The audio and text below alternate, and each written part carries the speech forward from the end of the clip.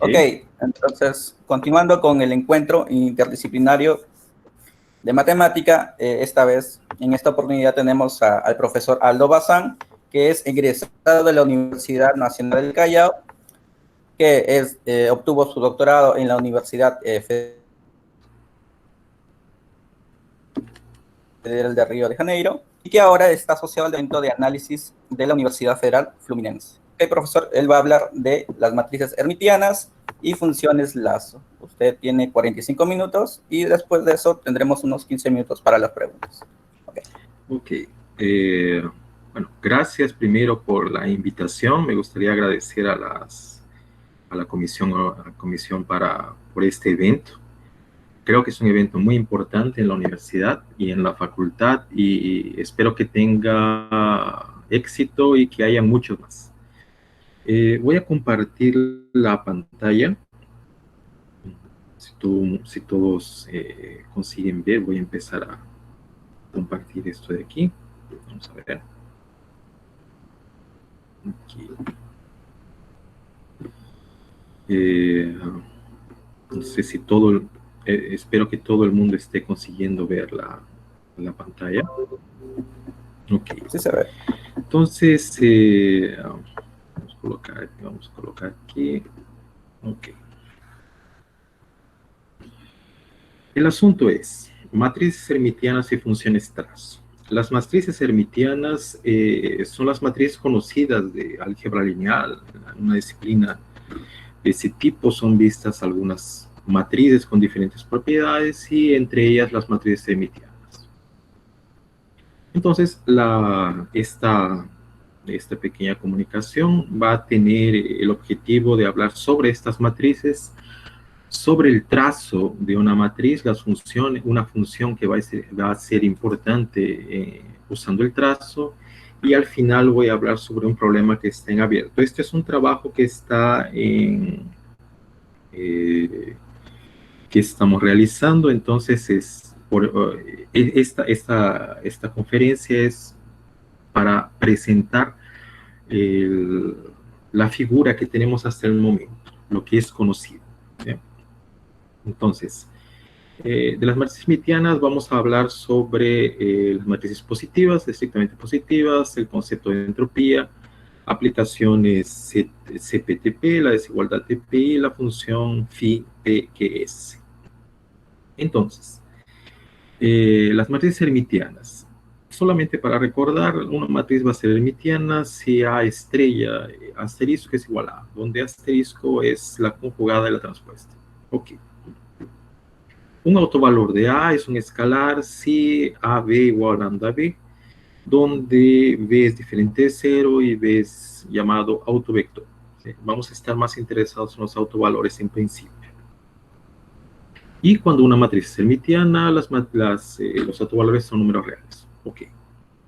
Como consecuencia del tren espectral, lo que tenemos es que es posible descomponer la matriz A en una suma de matrices que son proyecciones ortogonales.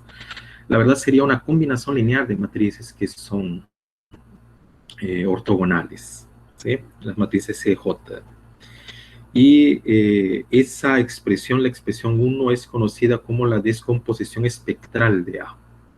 ¿Sí? Eso es conocido del álgebra lineal, entonces es ya, vamos a decir, más o menos familiar para la mayoría de las personas. ¿Sí? Después, bueno, matrices positivas. Si tenemos el espacio de las matrices hermitianas, dentro de esas matrices definimos lo que serían las matrices positivas, que son aquellas que satisfacen la desigualdad 2, la cual es verdadera para todo, tiene que ser verdadera para todo vector en Cn. En general trabajamos en Cn porque en Cn tenemos todos los autovalores, porque un polinomio tiene raíces siempre en C, por C ser un cuerpo algebraicamente cerrado. ¿Okay? Si la desigualdad 2 es estricta, decimos que es definida positiva. Cuando es mayor o igual que 0, es semidefinida positiva. Ok. Hasta ahí no habría mayores inconvenientes. Esto también forma parte de álgebra lineal. ¿Okay? Algunas observaciones sobre estos asuntos son las siguientes, que son útiles para nuestro trabajo. La primera es que la definición de matriz semidefinida positiva genera un orden parcial dentro del conjunto del espacio vectorial de las matrices hermitianas. Es decir, una relación que va a ser reflexiva, antisimétrica y transitiva. ¿Sí? Es una relación de orden parcial. No necesariamente es total, pero por lo menos es parcial. Todos los autovalores de una matriz semidefinida positiva que ya es hermitiana. Entonces, si es una matriz hermitiana, todos los autovalores son reales. Y si es semidefinida positiva, los autovalores son no negativos. Es posible mostrar eso sin mayores inconvenientes. Y lo tercero es que si tenemos una matriz que es positiva y el trazo de la matriz es 1, ese tipo de matrices, vamos a decir que son matrices densidad, matrices de densidad. ¿Eh? Y vamos a denotarla por Sn. Entonces ya caminamos a las matrices que son importantes. Entonces, ¿cuáles van a ser las matrices importantes para nosotros? Van a ser las matrices positivas. ¿Sí? Puede ser de densidad, pero en principio son las matrices positivas y semidefinidas positivas. ¿Sí? Esas son las matrices importantes para nuestro trabajo.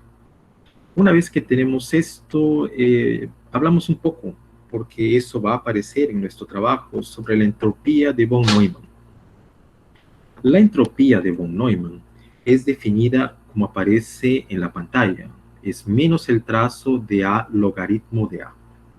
Eso puede ser encontrado en diversas referencias, no es difícil de encontrar, puede ser encontrado en libros, en notas de clase, inclusive en la propia Wikipedia puede ser encontrada la entropía de von Neumann.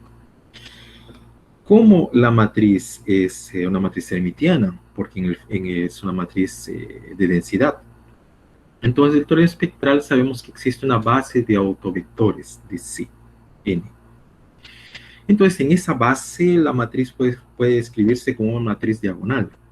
Y usando ese teorema espectral conseguimos mostrar que S de A va a ser menos la suma de los lambda j por el logaritmo de lambda j, donde los lambda j van a ser los autovalores de A.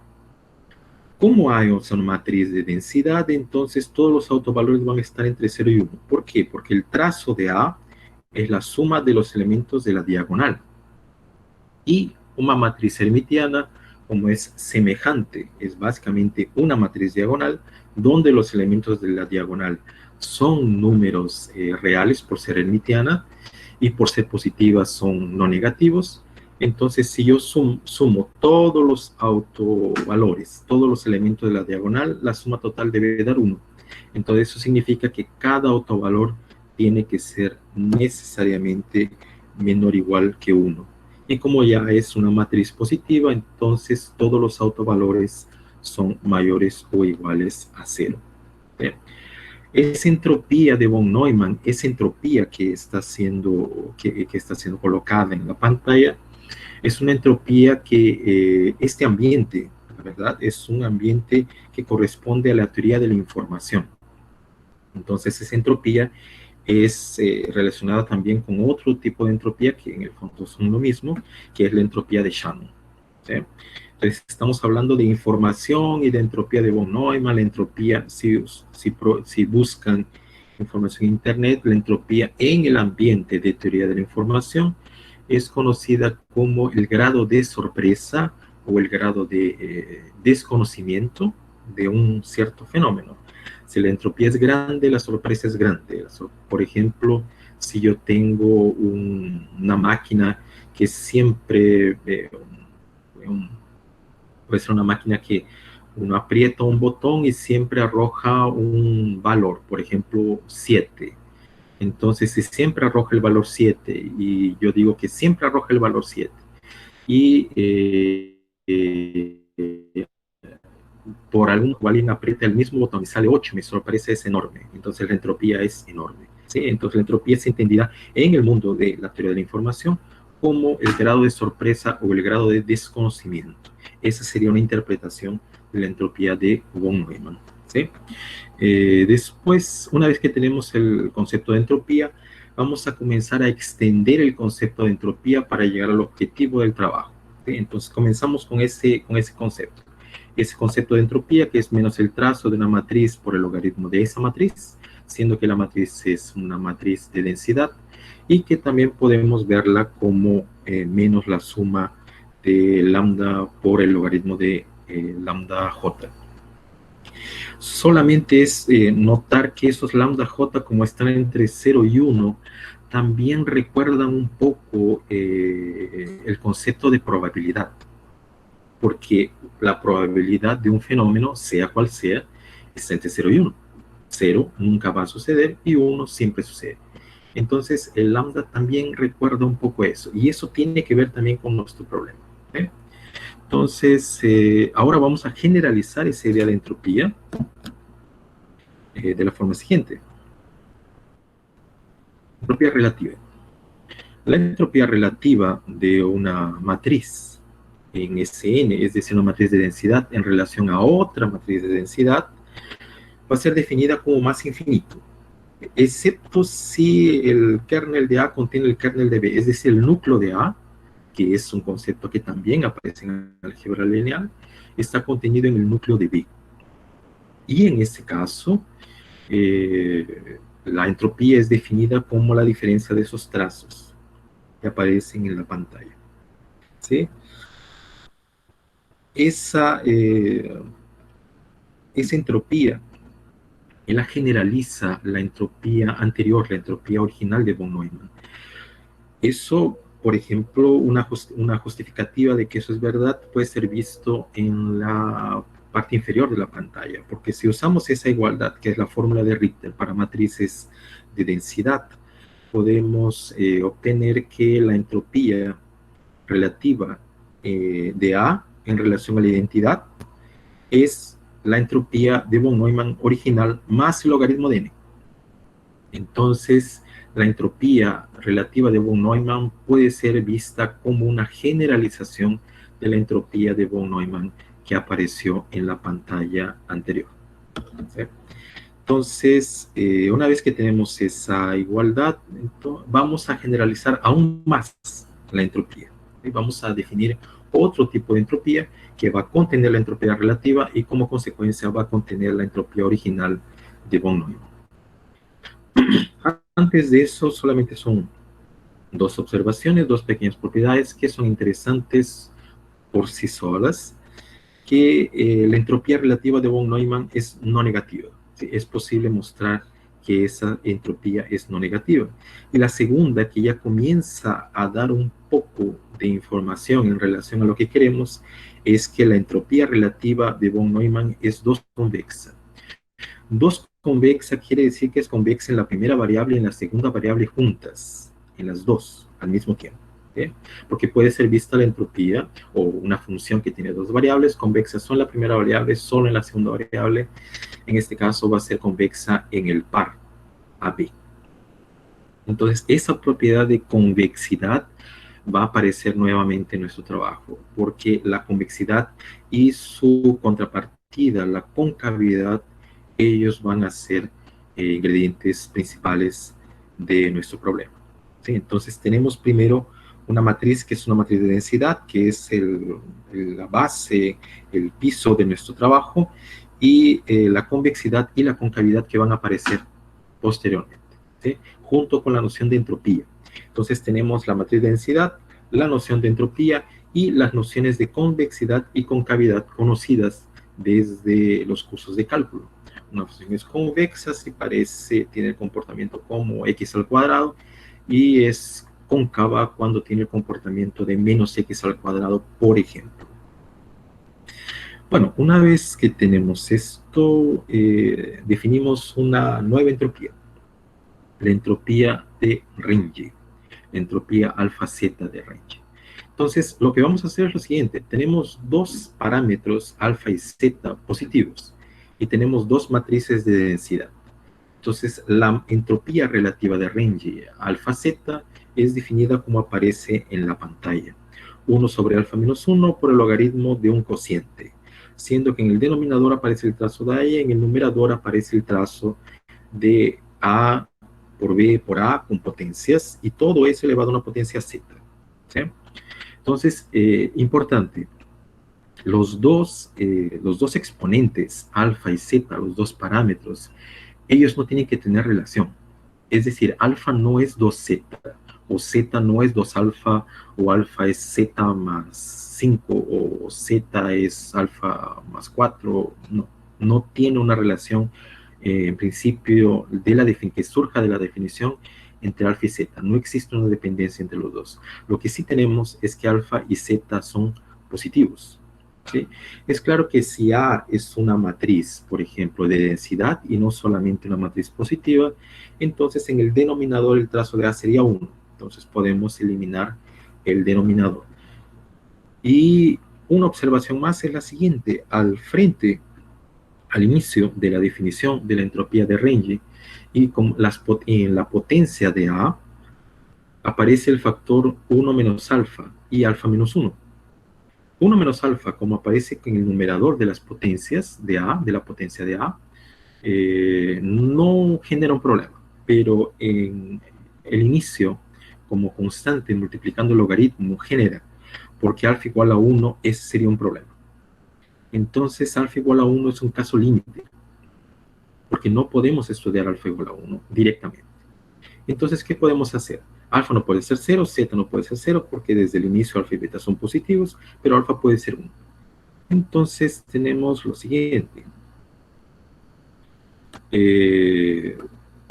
La segunda propiedad es la que nos interesa en principio para nuestro problema, que es que en el caso límite, cuando alfa converge para 1, tiende a 1, esa divergencia de Rengel se transforma en la entropía relativa de von Neumann. Entonces, cuando alfa es igual a 1, el caso límite es exactamente la entropía de von Neumann. Por eso es que podemos interpretar la entropía de Rengel como siendo la entropía, una generalización de la entropía de von Neumann, de la entropía relativa de von Neumann. Y la primera es una propiedad interesante, no la vamos a usar aquí en esta presentación, pero sí que aparece en el trabajo, que es, si tenemos una matriz unitaria, entonces esa entropía de Rengel, ella es relativa de Rengel, ella es invariante por matrices unitarias. ¿Sí? Cuando tenemos esa igualdad, decimos que la entropía es invariante por matrices unitarias. Entonces, esta sería la entropía relativa de Rengel. Esa generaliza la entropía de von Neumann, la entropía relativa de von Neumann, que generaliza la entropía de von Neumann. ¿Sí? Entonces tenemos tres entropías. La entropía importante para nuestro trabajo es esta, la entropía de Rengel. Esa es la importante. ¿Sí? Ahora, vamos a hablar, entonces lo que tenemos es, vamos a atacar la entropía relativa de Rengel. Ok, ahora necesitamos un tipo de aplicaciones sobre matrices, de aplicaciones lineales sobre matrices. Cuando decimos que sea phi que pertenece a L de Mn, estamos diciendo que es una aplicación que va del espacio de las matrices al espacio de las matrices. Es decir, los valores, las incógnitas, las variables independientes son matrices, y las imágenes también son matrices. Son matrices cuadradas con entradas en C. ¿Okay? Y son tres definiciones que aparecen en la pantalla. La primera es que phi va a ser positiva si la matriz phi de A es positiva, es no negativa, para cualquier matriz A no negativa, es decir, preserva positividad. La tercera es que preserva el trazo, si phi trazo de A es igual a phi de A. Entonces, la primera y la tercera son hasta cierto punto naturales la definición, ¿no? La matriz es positiva si preserva positividad. La matriz preserva el trazo si el trazo de la matriz phi aplicado en el trazo de la matriz es igual a phi en A. ¿Okay? Solo que el trazo de A ya sería un poco extraño porque el trazo de A es un número, ¿no? Entonces eso, la verdad es que la matriz es una matriz y eso es justificado por la parte B. La matriz es una, que estamos considerando una matriz de matrices, ¿sí? Entonces, cuando la parte B, que dice que una aplicación es completamente positiva si phi m es positiva para todo m. Lo que estamos diciendo es que la matriz, phi m de a y j, es la matriz cuyos elementos son phi de a y j. Es decir, es como si una función aplicada en una matriz cuyas componentes son matrices, la función puede entrar en cada componente. Es como cuando tenemos, por ejemplo, el logaritmo de una matriz. El logaritmo de una matriz, si las entradas, por ejemplo, son funciones f1, f2, suponiendo una matriz 2 por 2, entonces si las entradas son f1, f2, f3, f4, el logaritmo de A sería el logaritmo de f1, logaritmo de f2, logaritmo de f3 y logaritmo de f4. Es decir, el logaritmo entra en cada componente. Aquí la historia es la misma. ¿Sí? Tenemos una matriz cuyas entradas son matrices y phi de la matriz general es igual a la matriz donde la función phi entró a cada componente. Y la función phi entrando a cada componente no modifica la matriz final. Entonces eso decimos que es una aplicación completamente positiva que preserva el trazo. Ok. Ese de aquí es el que ustedes tienen en la pantalla. Es un teorema que caracteriza las funciones completamente positivas y que ayuda a entender mejor el resultado. ¿Qué sería una matriz, una aplicación completamente positiva? ¿Sí? Entonces, una aplicación completamente positiva, según ese teorema, entonces dice que en el fondo es una suma de matrices que son unitariamente semejantes, podemos decirlo así, a la matriz A. ¿Sí? Entonces, es una forma un poco más práctica de expresar las aplicaciones completamente positivas. Entonces, esas aplicaciones completamente positivas van a ser importantes en la formulación original, pero no en la formulación que vamos a estudiar. ¿Sí? Esta definición y estos teoremas son importantes para estudiar el problema en su forma original, pero no van a ser muy útiles para la formulación equivalente. Y es la formulación equivalente lo que nos va a interesar. ¿Okay? Entonces, una vez que tenemos esto, tenemos lo siguiente. ¿Sí? La desigualdad de PI. Esta desigualdad de PI, que es la desigualdad que es el objetivo del trabajo, es la que queremos resolver. ¿Sí? Esta desigualdad es una conjetura. Tenemos dos matrices positivas, ¿sí? Donde el soporte de A está contenido en el soporte de B.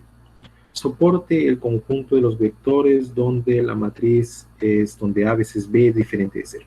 ¿Sí? Es decir, donde el sistema tiene una solución no nula. El soporte de A es el conjunto de todos los vectores donde el sistema AB igual a 0 o AB diferente de 0 tiene solución. ¿Okay? Y phi es una aplicación CPTP. Okay. ¿Para qué valores las siguientes desigualdades verdaderas? ¿Para qué valores de alfa y zeta esa desigualdad es verdadera? ¿Sí? Entonces, esa es la conjetura importante. Ese es el problema importante. Necesitamos que A sea una matriz positiva, necesitamos que phi sea una aplicación CPTP y estamos usando la entropía relativa de range. ¿Okay? Esa es la desigualdad que queremos estudiar. En algún sentido podemos decir que eso significa que es monótona, sí, pero eso también, la verdad es que esa formulación, vamos a tener que modificar un poco esa formulación para llegar a algo que podamos manipular. Y eso va a tener relación con la idea de convexidad y con la idea de concavidad. Bueno, entonces, ingredientes, la entropía de range, aplicaciones CPTP y matrices positivas. ¿Okay? Aparentemente la idea de convexidad se fue, aparentemente la idea de matriz de densidad se fue y el trazo desapareció, ¿no? o está incluido en la definición de entropía relativa. Entonces vamos a hacer lo siguiente. Vamos a reescribir esa desigualdad de una forma que podamos obtener alguna información. Entonces tenemos lo siguiente. La conjetura propuesta por Renge, es decir, para qué valores de alfa y zeta la afirmación que tenemos es verdadera, es la siguiente. ¿Esa entropía satisface esta desigualdad? Si solamente si alfa está entre 0 y 1, alfa tendría que ser positivo, no es mayor o igual que 0, es positiva, y zeta es mayor o igual que alfa y el máximo de alfa y 1 menos alfa. O alfa está entre 1 y infinito, y zeta está entre el máximo de alfa sobre 2, alfa menos 1 y alfa. Esa es la conjetura para esos valores de alfa. Entonces, nuestro objetivo es probar la desigualdad de pi para esos valores de alfa y zeta. Ese es el objetivo del trabajo, ese es el objetivo de nuestro trabajo, que aún está en progreso, así que aún está en desarrollo. Entonces, ¿qué es lo conocido? ¿Qué sabemos de esta desigualdad y cómo podemos atacar esta desigualdad? ¿Cómo podemos resolver esta desigualdad y encontrar esos valores que son posibles de resolver, ¿no? O que ya fue hecho? Bueno, vamos al siguiente. Es posible, a partir del teorema de Choi, que es mostrado en 5, ¿sí? Entonces, ustedes pueden después, al final de esta charla, voy a mostrar las referencias. Pero lo que podemos decir es lo siguiente. La desigualdad que queremos probar significa estudiar esa función que tenemos en la pantalla. ¿Cuándo es que esa función, para valores de alfa y zeta, ella es convexa y cuándo es cóncava? Esa es la formulación importante para nosotros. ¿Cuál es cuándo esa función, f alfa z, es convexa y cuándo es que ella es cóncava? Para algunos valores de alfa y para algunos valores de zeta. En la pantalla es un poco más preciso. Para la convexidad va a ser buscada cuando alfa es mayor o igual que 1 y la concavidad va a ser buscada cuando alfa está entre 0, mayor que 0, y menor o igual que 1. ¿Sí? Entonces, ese es el objetivo del trabajo, ver cuándo es que esa función, ella va a ser convexa o ella va a ser cóncava. Analizar esa función no es tan extraño, porque si volvemos un poco para ver la definición de la entropía de Renge, la entropía relativa de Renge, sería esta aquí.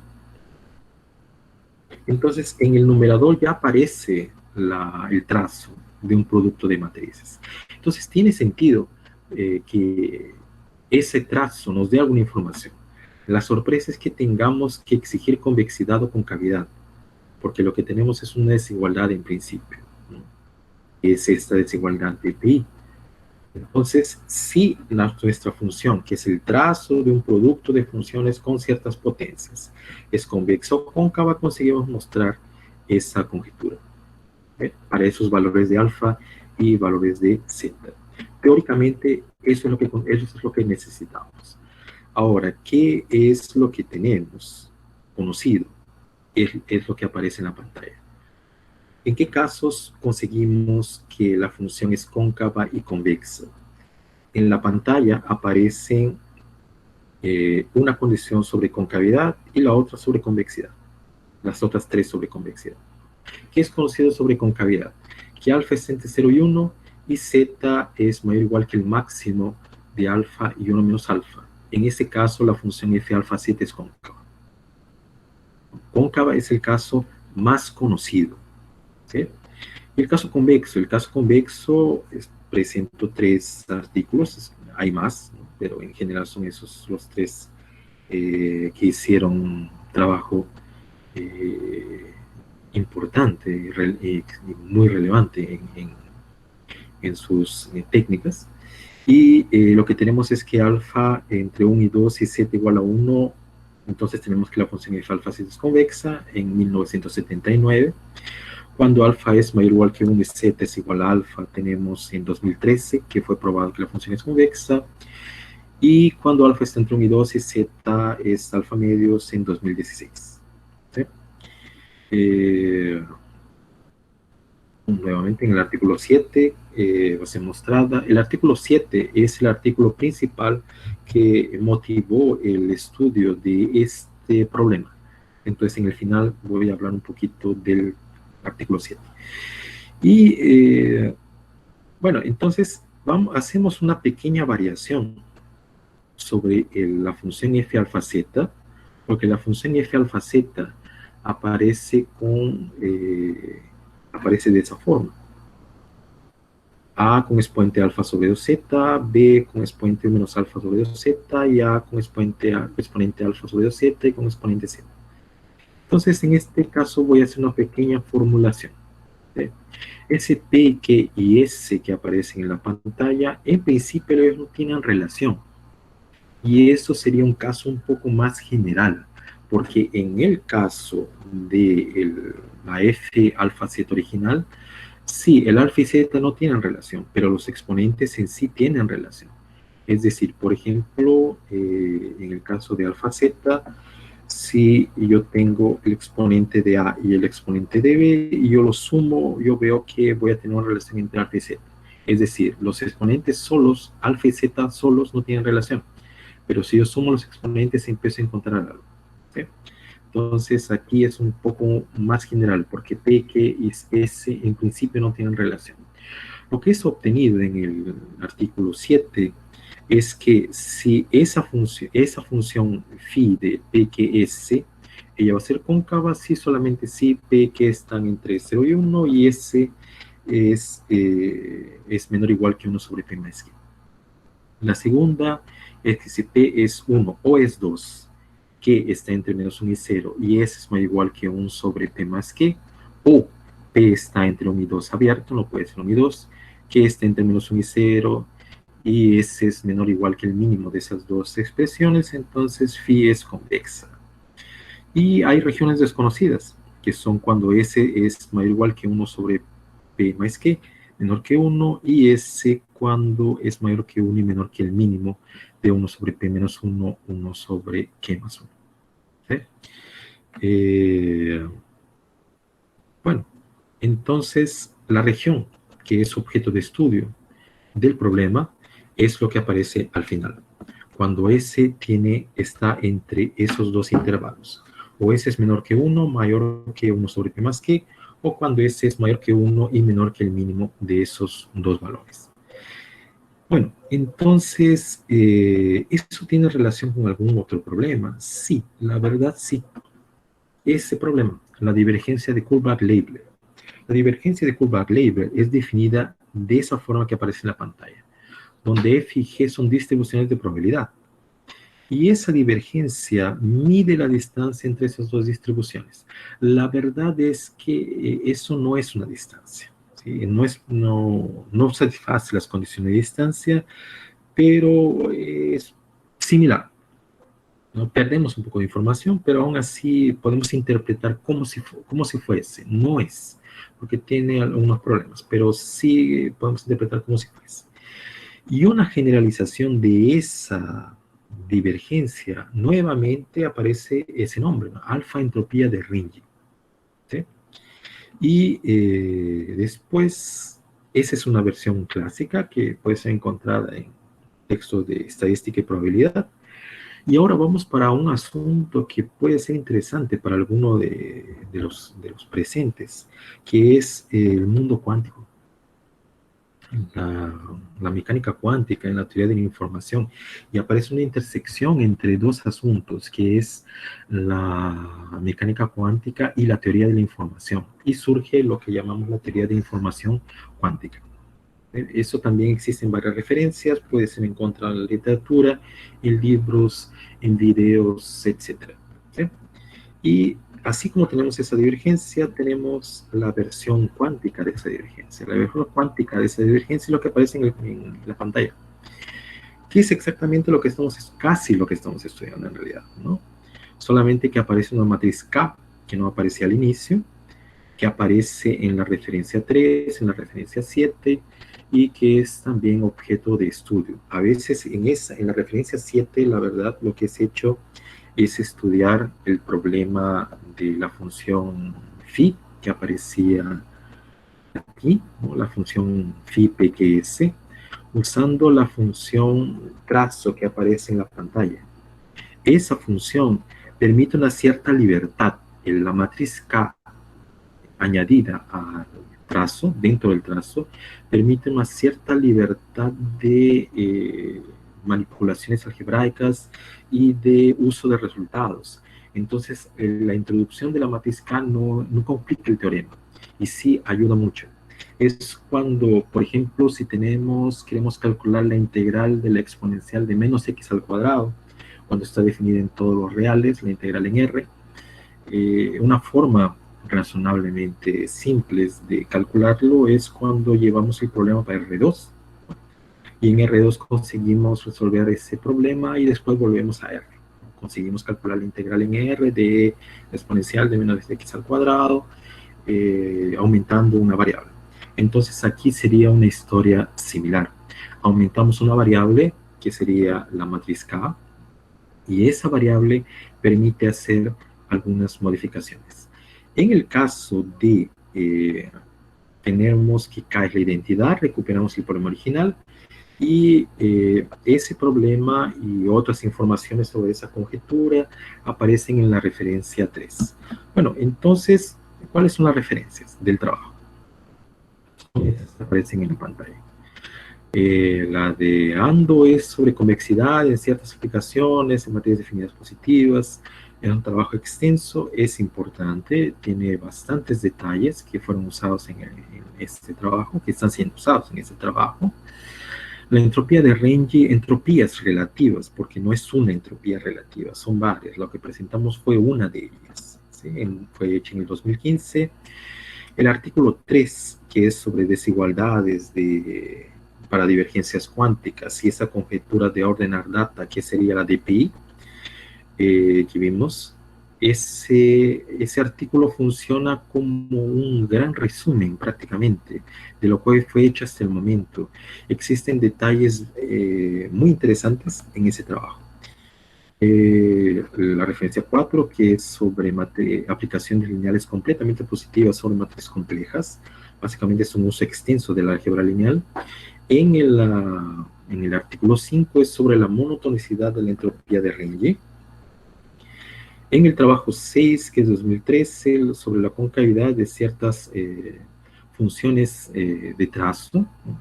Y lo que sucede también es que muchos autores tomaron el problema original y extendieron para otros casos, pero el problema original en sí persiste, es decir, ese intervalo en S, sobre el parámetro S aún persiste, pero en el trabajo de GI, por ejemplo, en 6, él hace una extensión sobre funciones trazo y consigue resultados extremadamente interesantes. En el 7, la referencia 7, como comenté hace poco, es la referencia que trae realmente que inspiró el trabajo y donde aparecen la mayoría de los resultados presentados ahora en estos slides. Y habla sobre funciones trazo y también sobre, por ejemplo, si quitamos el trazo, si no consideramos el trazo y consideramos la potencia sobre P más Q, tenemos una función que sale del mundo de las matrices y llega al mundo de las matrices. Es decir, una función matricial. Entonces, ¿qué podemos decir de esta función? En la referencia 7 también es hecho un estudio sobre ese caso, sin considerar el trazo en la historia. En la referencia 8 son sobre una conjetura también, funciones trazo, un poco más antiguo el trabajo, pero aún así muy relevante. La referencia 9 es un libro solo sobre matrices definidas positivas. Hay mucha información sobre ese tipo de matrices. Y la referencia 10 es sobre desigualdades trazo y entropía cuántica. También es una referencia importante y es una referencia que para quien tenga interés en el trabajo y en ese tipo de resultados ayuda mucho. La antepenúltima referencia es sobre funciones de matrices, es decir, lo que tomamos fue la matriz A y consideramos el exponente de la matriz A y después el trazo, ¿no? Pero no es la única forma de trabajar con funciones de matrices. Existen varias funciones que podemos definir en matrices. Ese libro trata exactamente sobre eso. ¿Cómo podemos estudiar funciones que tengan como dominio matrices. La penúltima es clasificación de aplicaciones completamente positivas, también un asunto interesante para estudiar ese tipo de aplicaciones. Y el último es una referencia en español sobre la entropía relativa de von Neumann. Entonces, ese sería el trabajo que quería presentar para ustedes. Agradezco la atención y, bueno, gracias por su atención. Muchas gracias, Aldo. Entonces, tenemos unos 14 minutos para las preguntas. No sé si alguien del público tiene alguna pregunta, comentario. Puede hacerlo ahora. Ok, yo tengo dos consultas. Cuando tú defines los exponentes alfa y zeta, tú mencionas que ellos no deben tener relación. ¿Exactamente a qué te refieres? Es decir, por ejemplo, si alfa más zeta fuera 1, si alfa fuera 1 sobre zeta o zeta fuera 1 sobre alfa, Ya. eso significa que ellos tienen relación. Es decir, un valor de alfa modifica un valor de zeta, ¿no? Solamente esos casos, porque estás Claro. considerando dos positivos reales. Sí, en principio son dos positivos reales que pueden ser extremadamente grandes o extremadamente pequeños. Entonces no tenemos una relación entre los dos. Es decir, que si yo tengo información de zeta, eso no implica que yo tenga información de alfa y viceversa. Ok. Y la otra, continuando con esa pregunta, ¿qué pasaría en el caso que tienen relación? En el caso que tienen relación, la desigualdad estaría un poco más palpable de ser resuelta. Porque, por ejemplo, si descubrimos que alfa es z al cubo más 3, por ejemplo, entonces si conseguimos que alfa, por ejemplo, para valores grandes es convexa, para valores grandes de alfa, la función original es convexa, entonces para valores de z grandes también es convexa. Entonces, si tú tienes información... Entonces, de cierta forma, se trivializa el problema. Claro, claro, ya se vuelve más simple de atacar, ¿no? El gran problema es que como tenemos los exponentes y después tenemos un exponente modificando el producto de tres matrices, el problema ya es un poco más extraño, exactamente por tener potencias de matrices, lo que modifica mucho el trabajo, ¿no? Ok, y otra pregunta que es más que todo una curiosidad es, ¿cuál es la motivación de estudio de todo esto, de esta área? La motivación en principio es la teoría de la información. Lo que encontramos en el camino del trabajo fue la teoría de la información y conceptos que de repente creo deben ser bien conocidos para los físicos, que son conceptos de canal cuántico, como por ejemplo una fibra óptica, cantidad de información que puede ser enviada de un punto A a un punto B, como puede ser visto, por ejemplo, sin pensar en el mundo cuántico, pensando solamente en el mundo clásico, la cantidad de información que tenemos en Internet, por ejemplo, ¿no? O sea, la cantidad de información que todos guardamos en Internet. Entonces llega a ser una cantidad enorme de información que todos colocamos en Internet. Entonces, ¿cómo es que la información se puede manipular? ¿Cómo es que nuestra red física puede soportar tanta información? Entonces, eso es el punto de vista clásico.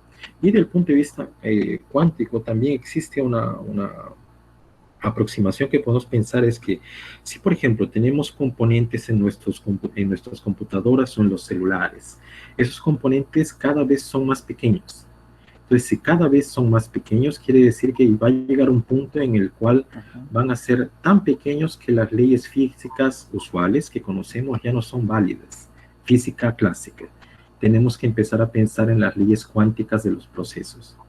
Y ese es otro punto que aparece también porque nuestro problema, que es estudiar la convexidad de una función trazo, la verdad estamos estudiando la versión cuántica de la divergencia KL, de la divergencia de Kullback-Leibler. Entonces, en ese sentido, también tiene intersección con la teoría de la información cuántica, ¿no? Entonces, por eso es que nos llamó la atención. Ok. Creo que hay una persona que tiene alguna pregunta. Creo que Sí, Fernando. sí, yo. Sí. Hola, Milcar, ¿cómo estás? Una Hola. pregunta, no me quedó clara esa parte sobre convexidad y concavidad, dado que no soy especialista en esta parte. Supongo que no está relacionada a la parte de las funciones que se ven, creo que es en R, se le dice, no estoy muy seguro. Ujú. ¿Podrías volver a explicar un poquito esa parte? Porque hay una parte que mencionas la matriz A o B, no recuerdo exacto, elevado hacia el valor alfa, que el valor alfa si tenía un valor entre 0 y 1, creo que era cóncavo o convexo, algo así. No, no me queda tan claro eso. ¿Podrías, por favor, volver a repetirlo? Ok, cuando tenemos una función para conseguir hacer un gráfico que sea razonable, lo que necesitamos es que la función el gráfico de la función esté en R3. ¿eh? Entonces, si pensamos en una matriz, si pensamos en una matriz por lo menos para conseguir obtener algún tipo de información interesante, tendría que ser 2 por 2. Y si una función lleva una matriz, una función toma una matriz como valores y lleva para otra matriz, entonces tendríamos que el gráfico estaría por lo menos en R4. Entonces ya es difícil visualizar. Pero la convexidad es una propiedad que, por ejemplo, aparece al inicio, compartir de nuevo la pantalla, aparece al inicio del trabajo, un poco al inicio, ¿no? Cuando hablamos sobre la desigualdad, sobre la entropía relativa. Sí, vamos un poco para arriba. Aquí, aquí. Entonces, esta desigualdad sería lo que significa convexa. Es una función que es convexa, satisface esta desigualdad. Intuitivamente, lo que significa eso es que la función se comporta como x al cuadrado. Si una función es convexa, en la mente se comporta como x al cuadrado o como un paraboloide. Si queremos pensar así, como una taza, ¿no? Ella se abre para arriba, ¿no? Entonces, la idea es que la función ella se va a abrir así, como una taza para arriba. Cuando ella es cóncava, ella se abre para abajo. Entonces, intuitivamente es eso lo que significa ser cóncava o ser convexa. Ahora, verificar que es cóncavo o convexa en el caso general, ahí es un poco más delicado. Entonces, porque no tenemos el apelo visual, no sabemos cómo es el gráfico de la función. Lo que hacemos es apoyarnos en resultados anteriores. Por ejemplo, lo que es hecho en el artículo 7 es una de las formas de resolver, ¿no? O sea, es hecha una transformación en el problema que quiere ser atacado, para que ese problema a partir de alguna transformación se encaje en un resultado conocido. Entonces, si en el resultado conocido la función ya es convexa, entonces el problema original es convexo. Lo que es hecho es eso. Es decir, no es hecha el cálculo, no es hecha la técnica para descubrir punto por punto que la función es convexa. Lo que es hecho es reformular el problema que tenemos para llevarlo en un caso conocido, que sabemos con seguridad que ya es convexo o que es cóncavo, ¿no? Y ahí es conseguido el resultado. Entonces, esa es la idea del artículo 7. Y en general ese es el proceso, llevarlo a algo que es conocido, llevar algo que con seguridad sabemos que es convexo. Ahora, una función matricial que sea convexo, que sea cóncava, no es tan simple de obtener ese resultado. Hay algunos trabajos que son un poco más claros que otros, pero en general no es algo tan simple. Entonces, la idea, inclusive la que estamos trabajando también, es reformular el problema, replantear el problema para que el problema esté en el formato de un problema conocido. Y ese problema conocido que sea convexo o que sea cóncavo, que nos dé información. Por eso es que existen esos intervalos donde no es conocida, porque en esos intervalos no ha sido posible reformular el problema para llevarlo a esos intervalos, ¿no? Entonces, en caso de convexidad y concavidad, es eso lo que presenté en los slides. Gráficamente, intuitivamente, una función que es convexa al cuadrado y cóncava es como que se abre para abajo. Pero en la práctica lo que hacemos es reformular el problema para llevarlo a algo conocido que sabemos que es convexo o que es cóncavo. Ok, tenemos una otra pregunta de parte de Omar Suárez. Hola, ¿me escuchan?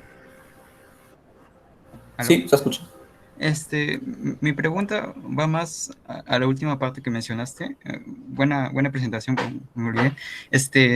Sobre la teoría de la información, que es un concepto en física. Cuando definiste la entropía, esas dos matrices A y B en física significarían estados físicos, ¿sí? ¿Es lo correcto? Sí.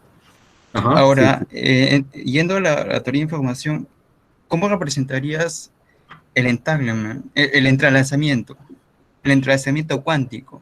Ya. Porque tú estás definiendo estados, pero lo que interesa en realidad sería el entrelazamiento. ¿Cómo se representa matemáticamente eso? Eso no me quedó claro, o no lo entendí muy bien, no lo sé. Sí, lo que sucede es que el entrelazamiento también encaja dentro de ese mundo de teoría de la información. Aparecen hasta expresiones hablando del entrelazamiento cuántico, solo que eso está más relacionado con la propia entropía relativa de von Neumann. Esa entropía que vimos donde aparecen dos matrices A y B, tiene que ver ya con la monotonicidad de la entropía. Eso ya es un problema un poco diferente, pero encaja también en ese lenguaje, es decir, el entrelazamiento aparece más asociado a la entropía relativa de von Neumann que a la divergencia de Kullback-Leibler. ¿Sí? Pero sí, la formulación es similar. La verdad es que yo no hablé sobre eso, ¿no? Pero en realidad lo que sí trabajamos es con matrices de densidad y que representan estados, sí tienen una interpretación física y tienen una interpretación en el mundo de la teoría de información. Sí, eso sí es verdad. Ok, sí, pero es que me confundí un poco porque en física se tratan de estados mixtos y estados puros. Sí, ajá. Entonces, ¿qué tipo de matrices de densidad trabajas? ¿Mixtas? En realidad, la información que tenemos, que estamos estudiando sobre las matrices, en el fondo lo que consideramos es un punto de vista matemático, es decir, las matrices de densidad para nosotros son matrices que son matrices positivas y con trazo 1. En ese tipo de matrices la consideramos.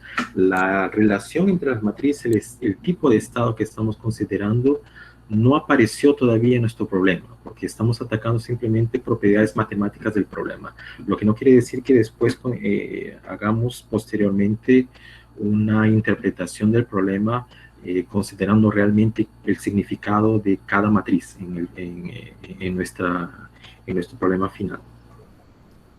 Ok, entiendo. Ok, gracias. Ok, entonces agradezcamos una vez más a Aldo Bazán. Para eso invito a todos a activar su micrófono y agradecerle por Gracias.